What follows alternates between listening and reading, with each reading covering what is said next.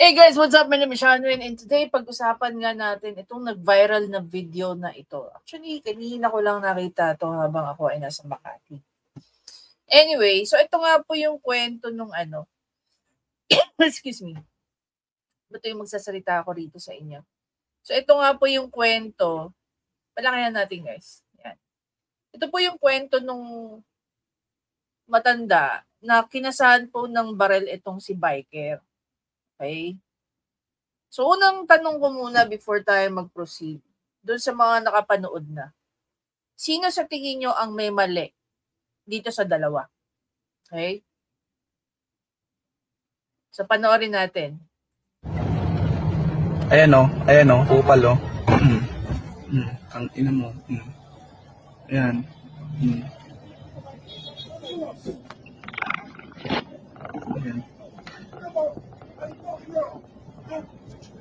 Gago, may baril. Okay guys, ulitin natin ha. Ayan o. So si biker, balikan natin.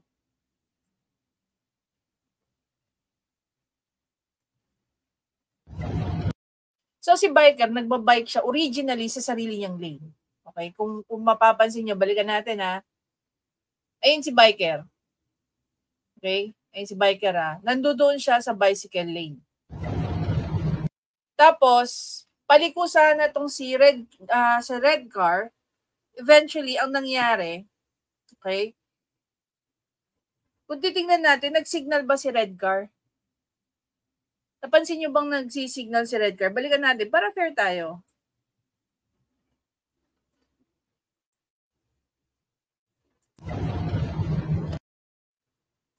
Hindi ko mapansin hindi ko maano kung So, yung dalawang bright red na car, ay yung dalawang bright na red na ilaw sa likod, ibig sabihin nag-stop siya. Okay, nag-stop siya. So, inassume siguro nito ni biker na siya ay nagme-menor papasok palikod dito sa Feeling ko ito yung malapit sa Welcome Rotonda yata Medyo familiar yung lugar. Okay, medyo familiar siya. Medyo familiar yung lugar niya. So, bike si Ayan o, kupal o. Ngayon, sinong mali dito? Si biker galing sa lane niya, okay, again, si biker galing siya sa lane niya, dahil nga naka-block itong si red na car at mukhang papasok nga dito. So, lumabas siya dun sa kanyang lane. Okay? Mali ba siya doon? Para sa akin, hindi. Okay? Para sa akin, hindi. Bakit? Kasi may nakaharang nga sa kanyang lane At since papasok nga, kakanan ka dyan sa lugar na yan, so, pwede kang lumabas sa lane mo, tapos bumalik ka sa lane mo. Ayan o, ayan. So, nagbago ang isip ni driver. No? Instead na pumasok siya sa dyan, kung mapapansin nyo, kupal o. meron ding, hindi ko alam kung umaatras or what. Ito, nakikita nyo ba to? Yan. So, hindi natin alam exactly kung ano rin ang ginagawa niya para umiwas to. Pero obviously, hindi natin ma-determine kung eto nga bang si red car, nag-signal right. The question is, nakita kaya ito ni cyclist? Diba? Kasi sa totoo lang guys, okay, ang kotse po may blind spot yan. Okay? May blind spot yan. One thing that I'd learned, nag-aral ako ng driving sa Dubai. Tuwing mag-change ka ng lane or papasok ka sa lane, napaka-importante po, natitingnan mo kung clear ang lane na papasukan mo. So, kung magle-left lane ka, papasok ka dito sa lane na to, hindi ka lang titingin doon sa side mirror mo. Titingin ka rin definitely sa rear mirror mo. And lastly, before ka sisilipin mo sa shoulder mo kung clear. Kasi nga, may blind spot ka So you have to make sure, okay, take note You have to make sure na clear yung papasukin mong lane by making a quick glance.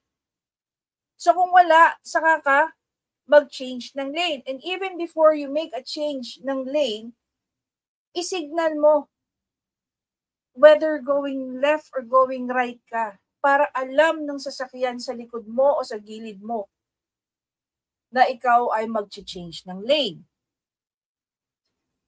Excuse me. Babalikan natin to doon sa sinabi nung police na yan.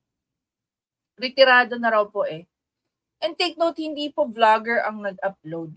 Isang simpleng mamamayan na dumaan lang sa kalsada na yan at nakita, most probably ito ay galing sa dashcam. Obviously, no? Kasi ganyan po ang look pag nasa dashcam eh. Ayan o. Kung tutuusin guys dapat siya pa nga ang mag-apology, no? Mag-apologize diyan, mag-apologize diyan sa cyclist na yan. Bakit? Anong laban sa iyo ng bisikleta? Wala. And not only that, tingnan mo ang ginawa.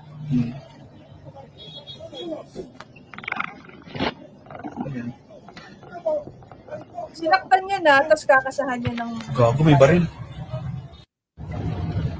So, from this video alone, 'di ba? May sasabihin diyan yung involved na tawag dito, na driver, yung driver na yan, which is ang retired police. Na wala daw tayong alam sa ano nangyari. Guys, napaka-simple lang ng senaryo nila.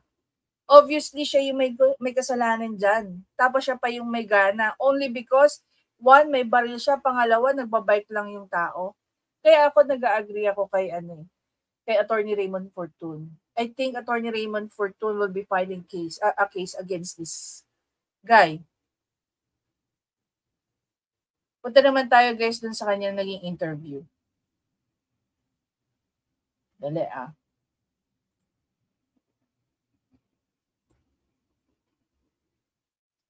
So ito guys yung naging interview niya. Sa social media ngayon. Sana yung mga vloggers, sana maging responsable sila. Hindi nila alam ang puno-tuno. Marami ka agad magko-comment. Nakita na kasalanan. Hindi naman nila Ito guys, pakinggan natin mabuti. Balikan natin. Marami ka agad magko-comment. Nakita na kasalanan. Hindi naman nila nakita yung tunay na pangyayari, yung umpisa na mula sa ganung lugar, malayo, mahirap po yun. Yun lang po masasabi ko, sana maging responsable po tayo na vloggers. Nakakatawa, no? For him to make that kind of comment, sana maging responsable tayo yung vlogger. Sir, sana maging responsable rin po kayong gun owner. Kasi hindi porkit kayo po, may bit-bit na baril, walang kalaban-laban sa inyo yung siklista. Unang-una, kayo po ay nagda-drive ng four-wheel drive, no? Four-wheel drive. Four-wheel na na vehicle, which is kotse. Tapos kakasahan niyo ng baril ng isang nananahimik na siklista. May baril din po ba yan? May ginawa po ba yan sa inyo? Ano ba yung tamang protocol as to when ka dapat maglabas ng baril? Kasi kung babalikan natin guys, balikan natin tingnan mo naman yung ginawa niya. Sino may kasalanan dyan? Move forward tayo.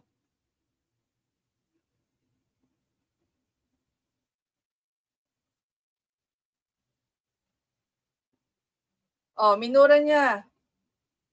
Kinasahan niya.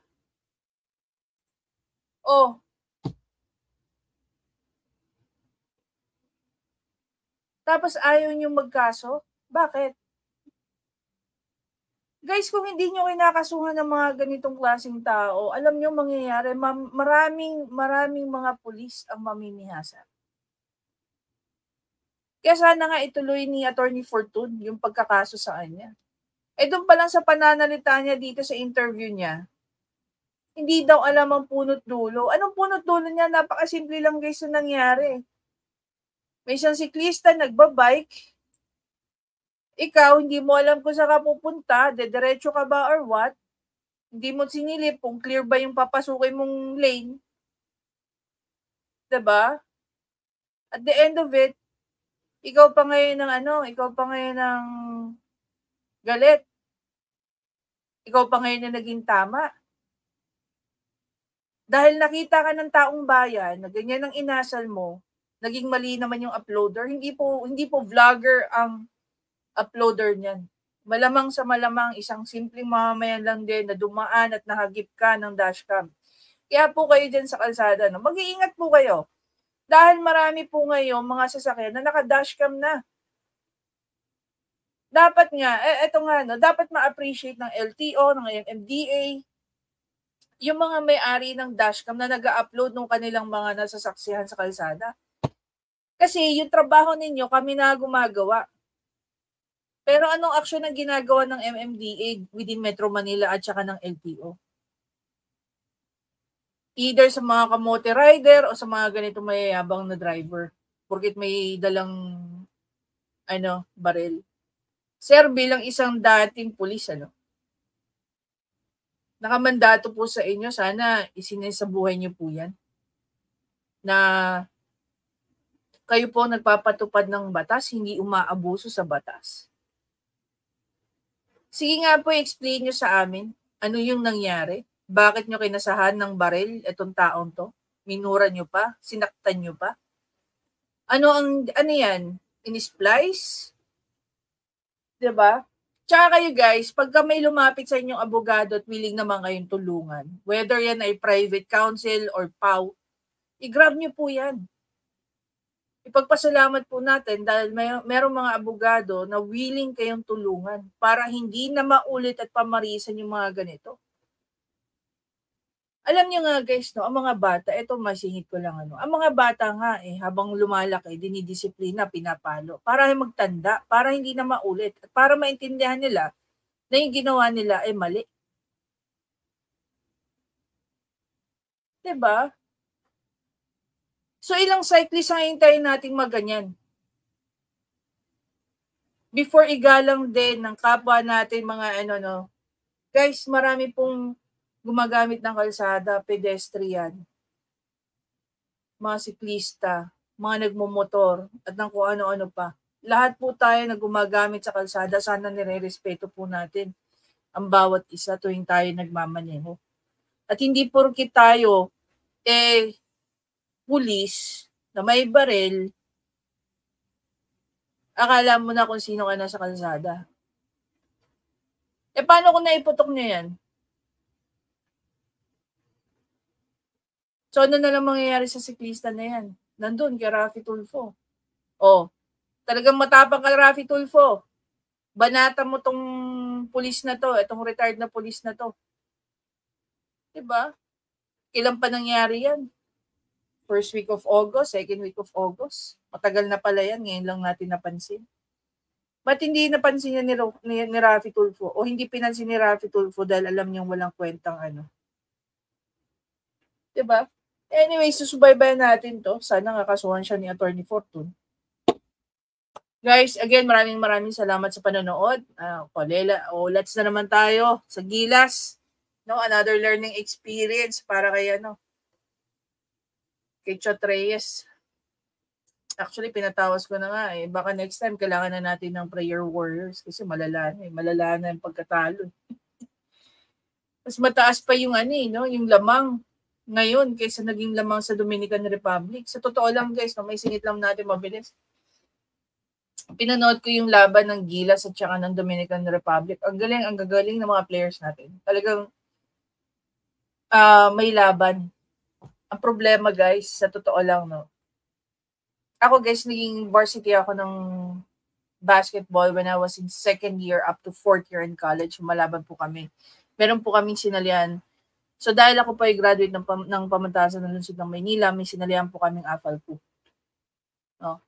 And isa po kami sa, sabihin na lang natin, ang tawag nga nila sa amin, undefeated champion. So year after year is talagang nahihirapan yung mga kalaban namin kaming talunin. although pinakamahirap namin na nakalaban is University of Makati or Pamantasan ng Lungsod ng Makati. Isa sila sa pinakamagaling namin nakalaban. But nevertheless, totoo naman,